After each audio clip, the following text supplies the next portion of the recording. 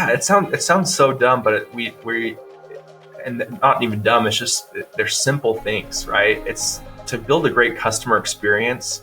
It's not doing a bunch of hard things. It's doing a lot of little easy things the right way.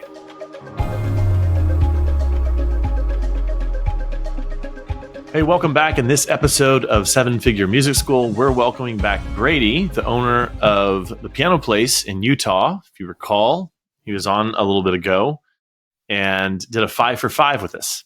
In this episode, we're going to look at how to create great customer service across a large team in multiple locations. And obviously, there are implications for everyone here, whether you're a multi-site school, multi-teacher school, or it's just you. This is an area of strength for Brady, so we wanted to bring him back on to talk about this. Now, we often think of how to create great education for students, how to make lessons fun for the students in our studio. A lot of times I think we pay far less attention to the real customer in our studio, the parents. Not a lot of time is spent on them when it comes to the idea of customer experience. In fact, a lot of times what I've noticed is when we talk about the parents in the studio, it's how to deal with them, how to get them to do what we want. We talk about problem parents, and that's kind of the dialogue, the discourse around really the real customer. And we don't talk about their experience as a customer. So we're going to spend time today focusing on this neglected topic. And Brady, let's just start with a simple question. What's your definition of the term customer experience?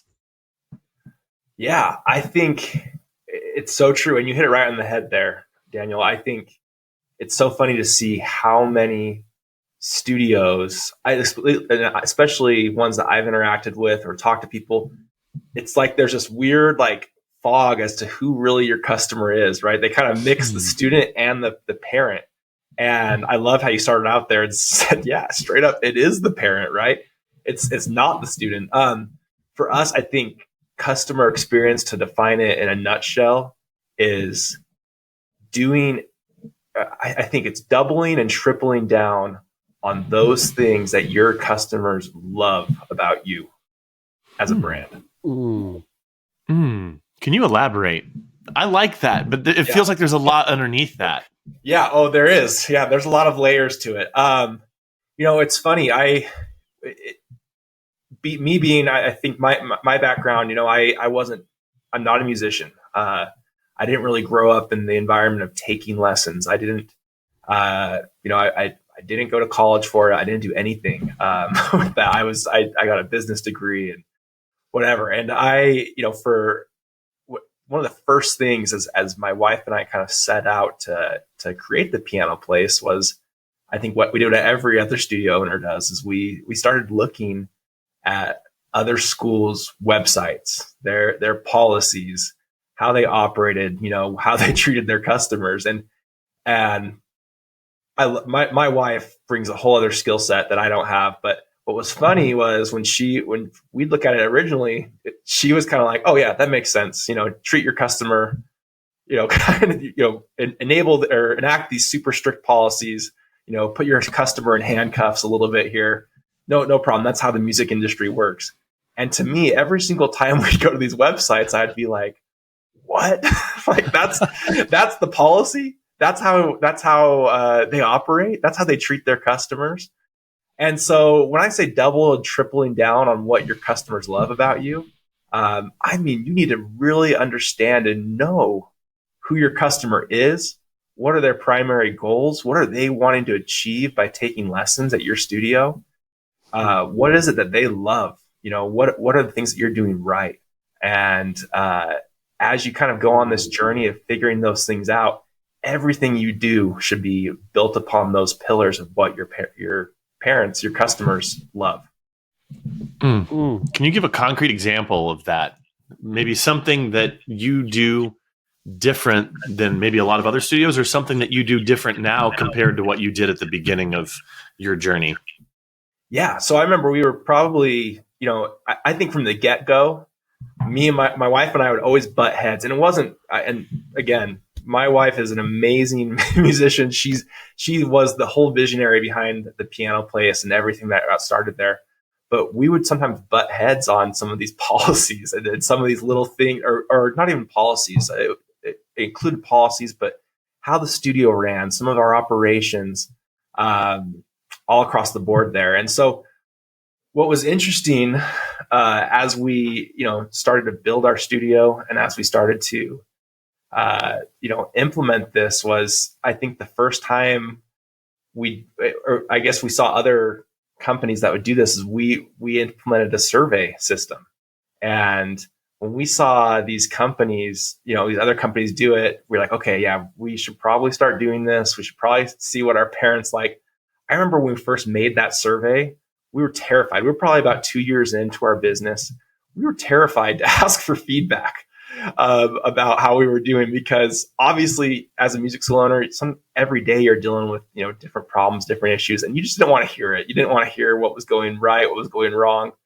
But I think any school could benefit from being a constant survey company. So for us, we do it about once a quarter, where we survey all of our customers, and we do the Net Promoter Score method. So for those of you who don't know, it's, how likely are you to recommend this studio to a friend? And our scale is 1 to 3. So not likely, meh is like number 2, and then highly likely is number 3. And then, so that kind of sets the basis for the survey, right? It sets the basis for what you're looking for, where those people are at on that scale. And then we have follow-up questions, and these, for the most part, they stay the same. Sometimes, for specific studios or specific instances, we might change some of these questions, but we'll ask similar questions. How do you feel about your teacher? And ask similar questions. Do you feel at the Piano Place, our main mantra is making more than musicians? How do you feel that we're doing in that mission for you? As a parent, what are your top 3 on this list of 10 priorities that you're looking to have out of music lessons? And so for us, as we've gotten bigger, we've gotten more data, and when we do that, it becomes abundantly clear as we look at our brand champions, the people who love the Piano Place, what they love about it and how we can double and triple down on those things that they do love about it. We just completed our NPS survey. Yeah. Literally last week, and we're going through the results now as a team. So love that you do a version of yours. And I especially love your level up, which is a few follow-up questions, and primarily that last one, dude, where you say, what are your top 3 goals? What do you want to get out of music lessons? So I'm curious, because you open this whole answer on customer experience, which is like figure out what the parents want to achieve through music lessons. So what have you learned? Like, give us when you're sitting as a team, what have you learned and decided? Because you're not going to deliver promise on like 12 different things. Yeah. But you probably have like 2 or 3 where you're like, let's not screw these up, because our brand ambassadors are just like, they are loving this piece. Can you share what the Piano Place is doing particularly well? Yeah, totally. And it's funny you say that. It's I think as music school owners, we fall into that trap too, where we hear one piece of feedback, right, from one person, totally, and we get blinders on, and that is it, right? This is where we're messing up. That one person didn't like this one thing, and it might even be someone that you really do trust and love, and they say that to you, and nothing else matters, right? And you shove your net promoters to the side, and they're all detractors. You're failing. Yeah, totally. It's so funny. We get one call from, and for us, our first studio was in the city we lived in. So, and both my wife and I happened to grow up in the city. And so we'd hear these people, they'd say something to us, and it would be someone we knew growing up, and it would ruin our day. It'd ruin our week. And it would seriously set us back from focusing on really what is the most important is those. And obviously there's merit to, receiving constructive feedback that way. You definitely want that. And we could do a whole episode on that, honestly, but, focusing on your net promoters and again, doubling down and tripling down on what that is. So for us, and I'll start with this too, is, there's so many, there's different types of music schools out there, right? There's, there's ones that it's all about groups and performing in groups, right? You're part of a group. You have policies associated that you're the lead guitarist in your band class. You need to make sure you're there, and etc. And the parents wanted that. They signed up for that. There's ones where you're teaching maybe, kinder music, and you have this, here in Utah, I feel like we have some large studios here of people that just teach kinder music. Yep. And that might be a whole other thing, a whole other priority. So I can only speak to our customer base, and what we found with how we teach and what we go after is, our main mantra as a company, and this kind of, I think, encompasses a lot of what our parents are looking for. And I think what a lot of music teachers' main passion is making more than musicians. And so I think that's at its core is why for our customers, that's why they sign up with us, is we tout that across our website, across our advertising, across, everything that we do teaching wise, is that you should do music lessons because of the actual benefits that come from it. Yeah, you might not. I mean, we've had people get scholarships, and we've had people go on and do amazing things as adults through music. But you also might just be an investment banker. You might, but you're going to get these amazing skills. And so our parents, that's across the board in some form or fashion. That's number one every single time, is why they sign up for music lessons with us. Let's get hyper specific. Yeah. So the NPS survey says, what are your 3 goals? And you say, we make more than musicians. So essentially I'm translating that as a dad, like, oh, you're going to give Pearl, my daughter, some life skills. But what are those specific life skills that a parent writes in that box on the survey that you then take back to the 180 teachers and say, or Daniel, do you have another framing on that? Yeah, it might not even be life skills. It might just be, what are those goals? Like, I'm sure everyone listening has been asking for the last 5 minutes, what are the top 3 that people say that they want? Yep. So it falls on two sides of it. So I'll talk about the first part. So we list kind of those life skills. So for our parents, the top ones consistently are the ability to receive positive and negative criticism. Isn't it funny that in today's day and age, kids are on their phones, they're at home, being that whole aspect of, being accountable to another adult, with playing an instrument and, saying you're going to do things and delivering on those promises. Yeah. Is amazing.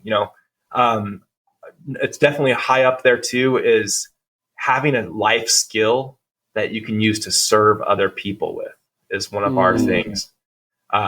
So, people, it's which is so awesome with music, right? It's, again, I go back to that. You don't have to be in the music industry to continually share that gift of music that you have in your life, right?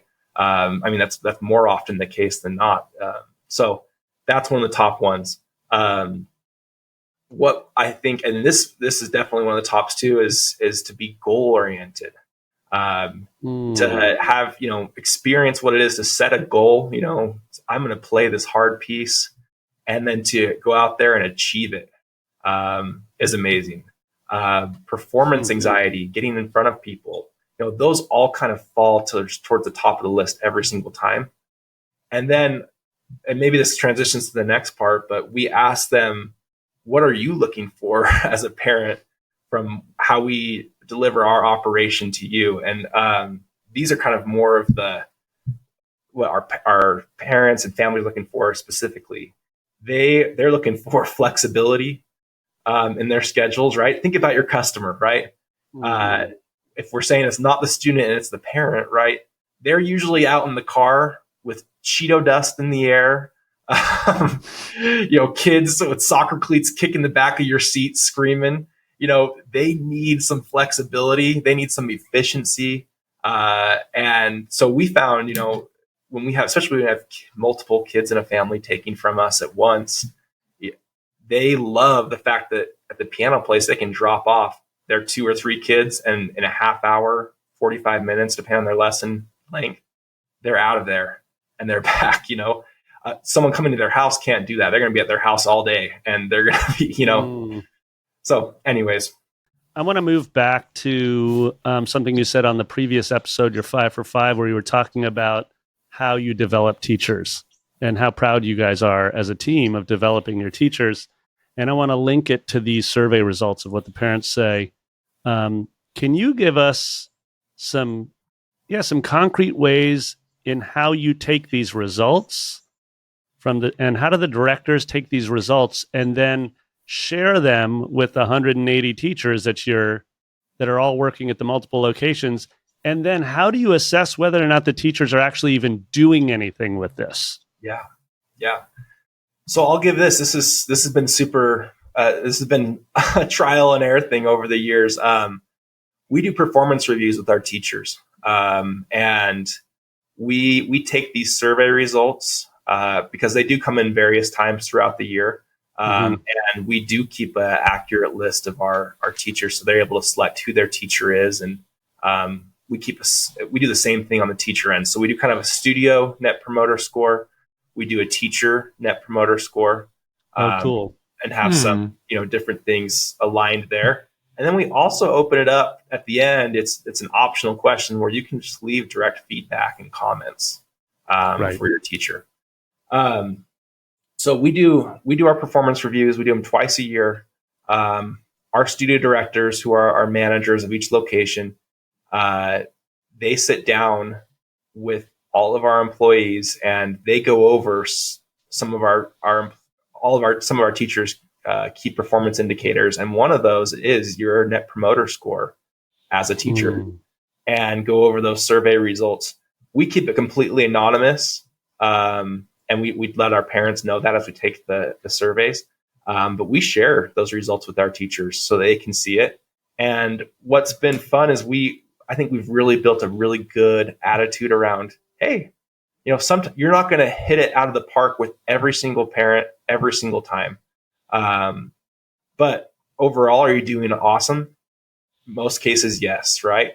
So where can we get better here? What did you see from your survey results as a teacher that you think that you could do better? And so that's a great time during these performance reviews to sit down, set some goals, and to have both our studio directors and our teachers be on the same page as to what that direction is for that teacher. And then we follow up through subsequent observations, through subsequent surveys, and other feedback and touch points with our directors as to how things are going on that journey towards, getting better in this area. Yeah, I really appreciate that. I always want to link it back to the topic here, which is customer experience and defining the customer as the parent. And I'm curious, Daniel, pinging it back to you, when you hear that kind of response around survey results and performance reviews, any thoughts on your end about how we can link it back to, how does the parent know that there's effort being put into their experience through the teacher? And I'm just wondering what questions you might have, Daniel, around sticking with this idea as the parent holding the purse strings, being the ultimate decision maker, given what we've learned so far. I mean, I'm going to ping that over to Brady. Like, how do you see it? How do you see it showing up in your studio? Basically what Nate just said. Yeah. Tying it back to the parent and showing that we're making improvements. Sometimes in those surveys, right, there's something that comes up that is sensitive, right? That it might require, hey, me as the owner, we need to be aware of this, that what's happening, at least from a management level, and making those changes. And sometimes that does need to be reported back to the parent. Hey, thank you for your feedback. I really appreciate that. We're going to fix this right now. And that might be more on the studio level, as opposed to the teachers. However, I do know, teachers that have, close enough of a relationship with their parents that they feel like, hey, I saw some survey stuff. And even though it's anonymous, they might kind of gather, okay, this might have been coming from this person. And so sometimes they might even be the ones that reach out and say, hey, I'm working on this. Thank you. Or even subconsciously, they know with this student, I need to do this differently with it. Yeah. So we've done it both ways. Sometimes we and it kind of is alternated. We've done it sometimes where it's completely anonymous, or we give them the option to not be anonymous on it, which is great for sharing too. So you can kind of do both ways on it for sure. It's interesting. Ours are never anonymous. We want to know. And right now I'm faced with that list. We have a whole bunch of promoters, and then we have some detractors. Yeah. And it's kind of brutal the way the NPS does it, because anyone other than you're the best thing that's ever happened in my life is a detractor. Yeah. So there I've got my call list, and my intent is to, of course we reach out and say, book a call with Nate for follow-up, but they don't necessarily do that. So I want to be more proactive. I'm curious on your end, you get these results. I mean, every quarter that's pretty frequent, especially at the scale of your program. Mm-hmm. Do you specifically make sure that you're talking to those parents that are detractors, or is someone on the team specifically block booking time in their life every quarter to talk to detractors? Yeah. So we do it. We on the studio level, especially if it's on those detractors and seeing what's happening, we try to take immediate action. If it appears, hey, they're not satisfied with this teacher, it's just not working out, and we've touched base with the teacher as well after those meetings, then we have a system kind of where we're able to flag that, and we will have, someone on management, typically the studio directors, reach out and be like, hey, we have other teachers in the studio here too. Why don't we give you a trial lesson with this teacher if you want to make a switch? It might not be working out. And that happens, sometimes it's not your teacher's fault per se, and it's not the parents' fault per se. This is definitely a very personalized individual business. And sometimes making a change can be a really good thing for people. Sometimes they just don't jive the right way. So I think going back to the big picture, one of the very first questions I asked was, how do you define customer experience? And then we talked about give me an example of that, because I always like to connect the abstract with the real world example. And so we've talked about surveys, and there's nothing wrong with that, obviously, but there are probably 36 things that you do. Yeah. And we don't want this just to become an episode about surveying your customers. Totally. Again, nothing wrong with that. But I want to pull back out and say, and ask you, can you just give without explanation, and this might be a tall order, I don't know, you tell me, but we do this, we do this, we do this. These are all manifestations of this importance that we put on customer experience, especially as it relates to making the parents really happy. Because with the survey, you're learning from them how they're thinking, but then that's turned into actual real world, measurable, tangible actions that you've done. And I just like to hear a laundry list of what some of those things that you do now as compared to what other studios or schools do, or what you did early on. So I'm curious, do you feel like you have that list just off the top of your head? Yes. You could rattle some things? Oh yeah, absolutely. Yeah. So again, I use that kind of as the base point, right? You figure out, I think that's the number one though, is going back and knowing who your customer is, right? Knowing as much as you can about them, what they're looking for. But then I think, and this is so unique with our industry, right? I think about, and I'll even go to personal services industry, right? Think about a personal trainer.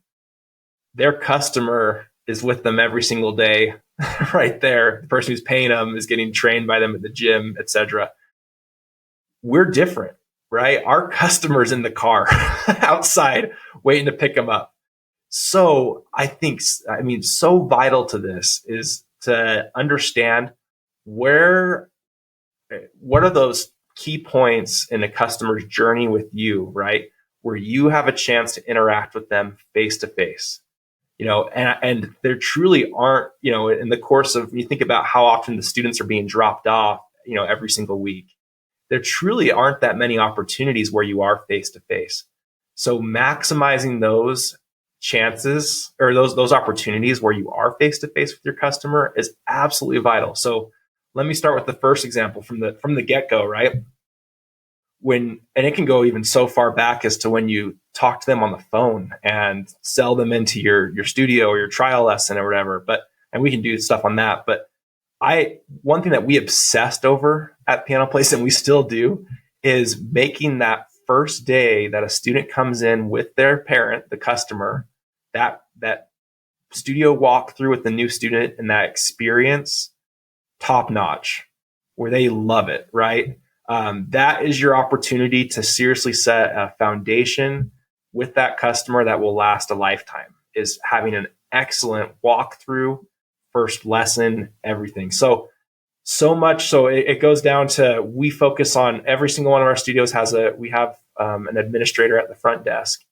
So they are looking at their list of new students coming that day. They're texting them, before those lessons, even though they probably got a reminder text through our software, they're texting them and saying, "Hi, my name is X. So excited to meet you today. We're so excited to work with you and your family.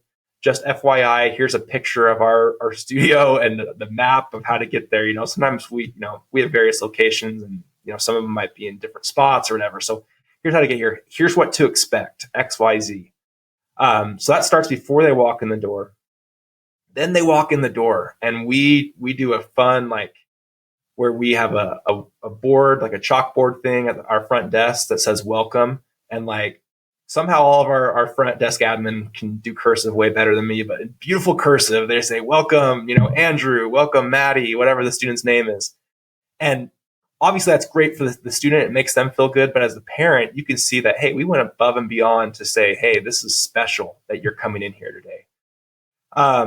We have a whole kind of walkthrough of our studio, and we train our front desks on this time after time again to walk through our studios. We show them the room that they'll be in, because their teacher might be in a lesson when they get there. We encourage them to come 15 minutes early, kind of check it out.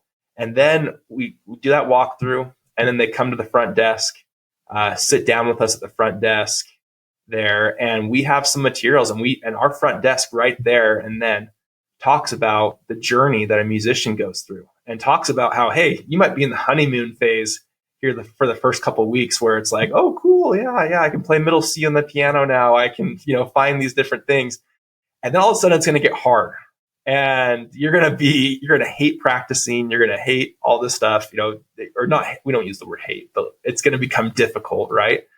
And there's going to be a little bit of some friction there that might pop up after the honeymoon stage is over. But here's why you want to stick with it.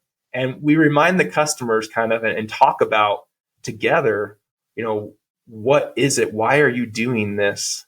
Why are you doing these lessons? What do you envision at the end? And we ask them straight up, what do you want to achieve at the end of your musical journey here with us? And we write it down right there. Pass that over to the teacher when they go into their lesson, and their teacher uses that as a basis to talk to them. And we have a little bit of a conversation. And then the teacher might spend, the last 15 minutes of that lesson actually teaching some stuff and jumping into the stuff. But the first 15 minutes or so is kind of reviewing that journey as well, and talking about how together we're going to make this happen and make it excellent. So sorry, that was a lot. And that's just one interaction, and I can go, you think about it, there's other times too, and I'll just list them quickly, but think your recitals are the same way, right? Yep. That's your next biggest and greatest. And we actually, in my budgets, we consider recitals a marketing expense because it's exactly it. It's word of mouth, right? You're creating an excellent, awesome opportunity in front of your parents and your students, your teachers, your staff.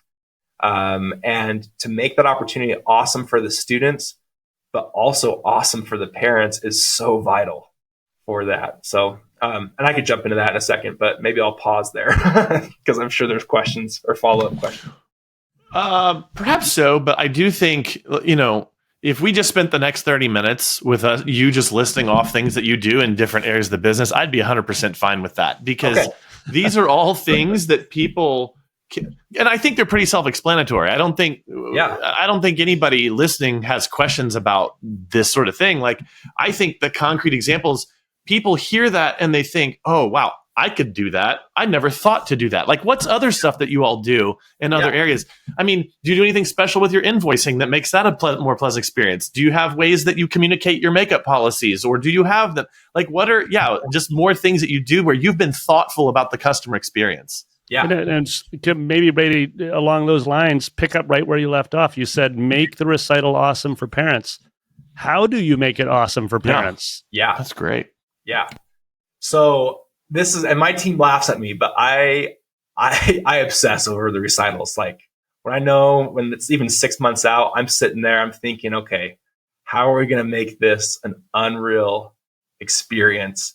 And, for me, it started when my wife, even before we started the piano place, she had like 70 or 80 students in our house.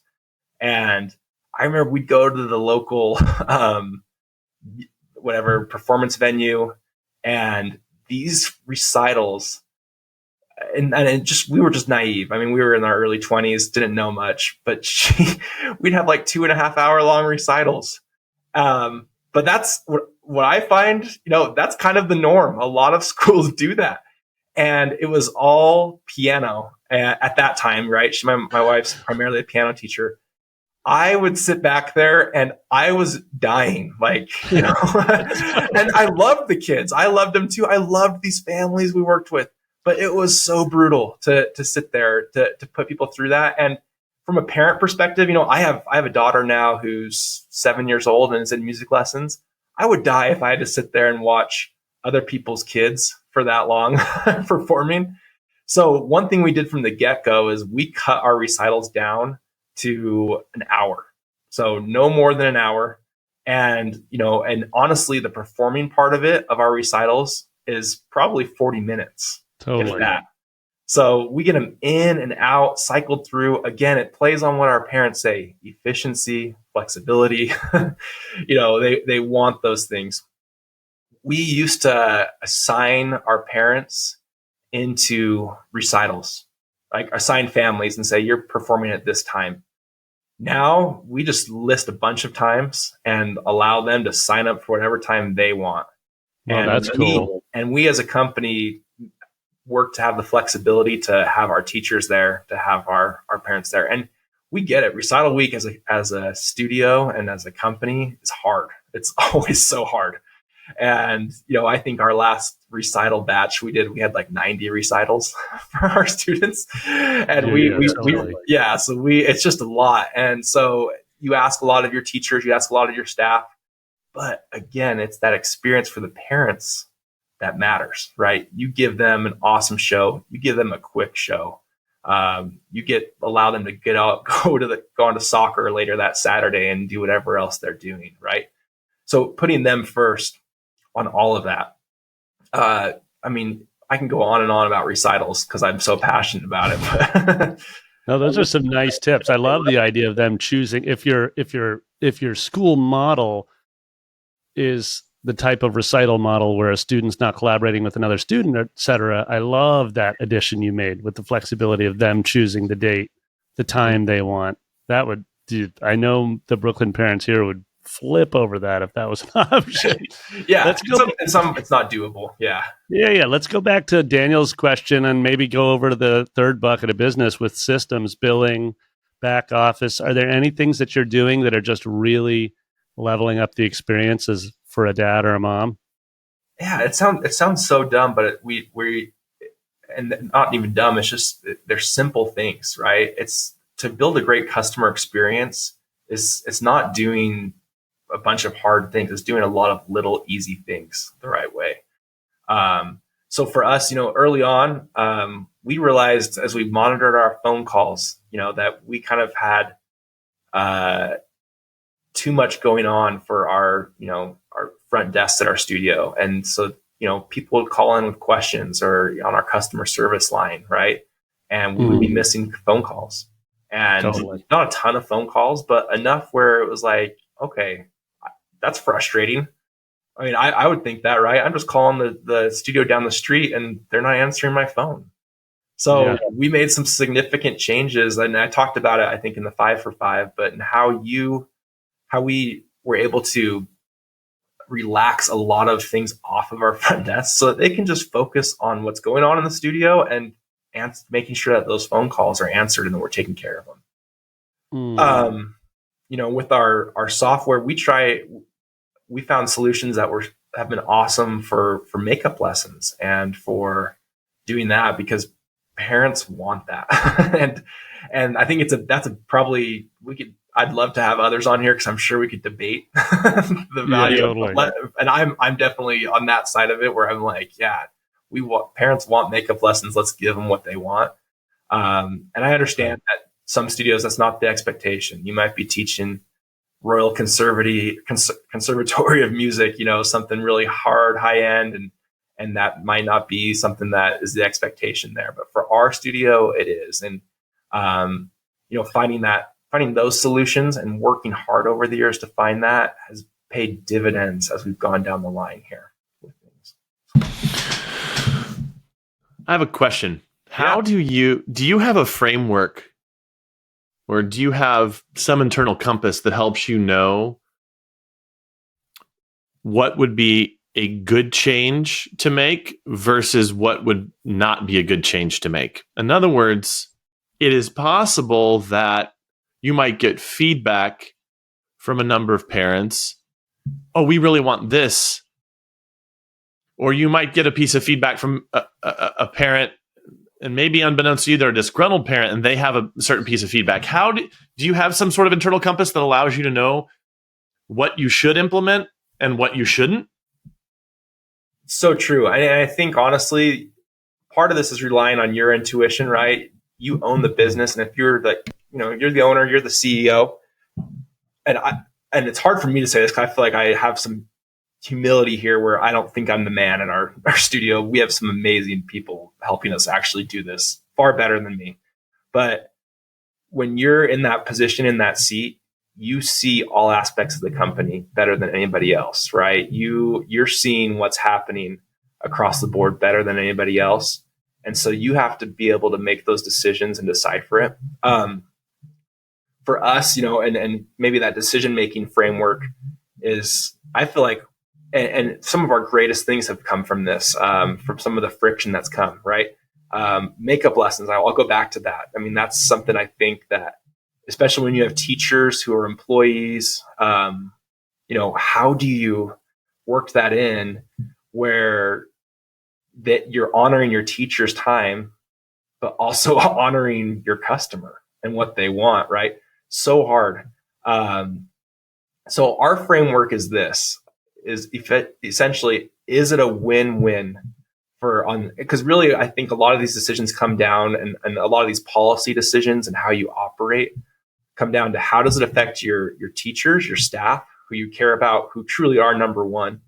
And then how does it affect your customers? And so I'll use the example of makeup lessons since we were talking about it. But when we made the decision that, hey, and our makeup policy is you're able to basically credit a lesson, bank a lesson for 2 lessons, and they expire after 30 days. So you can never have more than 2 on there, and they expire after 30 days. When we made that decision, we had to bring our teachers. We brought, in some of our more seasoned teachers and talked about them, our teachers with the most students, and talked and figured it out. And eventually I got to the point where I was just digging through data. And what I was able to come up with and present to our teachers was, does it help retention? Would it help our retention if we offer a makeup lesson? And here's the cost, right? If a student leaves, I don't have the numbers right here in front of me. I wish I did. I want to say it was something like the average. I was able to find that for us, the average half-hour time block, on average, from maybe 3 o'clock to 8 o'clock, on average, came available. I think it was like 6 weeks, for 6 weeks over the course of a year. And that's not necessarily to say a student dropped. They might have changed times or jumped around. But that there was that availability on their schedule for 6 weeks over the course of a year. When I came to him and said, okay, if we do makeup lessons, and let's say we improve retention in this area where they are able to stay in that time slot, maybe across the board, let's just say 5%, 10%. What does that equate to monetarily to you as a teacher? And once we were able to get to that point and see that, of just a small marginal improvement, but how it could affect their pay, for a lot of our teachers, it equated to being like, 4 figures, right? Over $1,000 on a lot of these things over the course of a year, that our teachers were like, okay, yes, we'll do this. We want this, and thankfully we were able to get our teachers on board and understand that and love that part of it. And willing to, and honestly, to sacrifice on their part too, to implement this for the hopes of greater retention. And for obviously our parents, they are ecstatic, right, that we're able to implement something like that for them. So go back to it. Yeah, it's kind of you kind of face those decisions of for us, we only do it if it's a win-win on the teacher side and parent side. You did a great job of defining the win. Who's winning? Yeah. You weren't like the directors, the managers. Yep. You said the teachers are winning. They're the ones delivering the service, and the parents are winning. You didn't even mention the student. Yeah. Which is fascinating. Yeah. I'm going to just circle us back because I know we're running short on time here, but you opened with your definition of customer experience as being doubling and tripling, or improved customer experiences, doubling and tripling down on what customers love about you. And what I hear you saying, Brady, is number one, they wanted to know that they were getting more than just a music lesson. They're actually not necessarily enrolling at the piano place for the piano lesson primarily. They're enrolling for a mentor and a life coach. And then they gave you very specific things. And it's in your mantra. Your tagline is more than musicians. Number two, the parents said, we want flexibility. Am I forgetting a third? Yeah, I think efficiency was nice. Efficiency with flexibility. So I think that is just beautiful how specific you are, right, in defining customer experience. And I'm just wondering, is there anything else you'd add? Is there anything else that we're missing here that you want to sort of remind us around customer experience? Yeah, I had 2 things in my notes here, and I think this is applicable to everything. So there's a quote, and I hate to be cliche here and quote Steve Jobs like every business owner does. No, I love when Steve Jobs quote. Yeah. He said regarding customer experience, and I think about it all the time, is in his case, right, was start with the customer experience and work back to the technology. And think about what Apple did and what they were able to do by starting with that. There's so many, in the tech world, there's so many technologies coming up even today, right? Where I think of AI, for example. I think the real winner of AI will be the person who's able to harness that into a really enjoyable customer experience that kind of teaches you how to use it. You see Microsoft doing that, where they're implementing it into all sorts of things. But take that quote, start with the customer experience and work backwards to X, right? Start with the customer experience, work backwards to your policies. Start with the customer experience and work backwards to your teachers, to your pedagogy, to your administration, and start with that endpoint in mind and how you make those decisions. The second thing is, I don't want to sit here and sound like I'm an expert, but I think we're so good. What I am an expert at is I'm great at copying other industries and other things. Nice. There's so many, I can track so many things that we've implemented as part of our customer experience that I've gotten just from being at other, service-oriented businesses. For example, I went through that new student walkthrough. That really came to mind for me when my wife and I signed up for Orange Theory Fitness. And I loved how they treated us. I loved it. It was so awesome, that whole walkthrough and how they took their time for us. And there's 20 things I've loved from Orange Theory. They're amazing.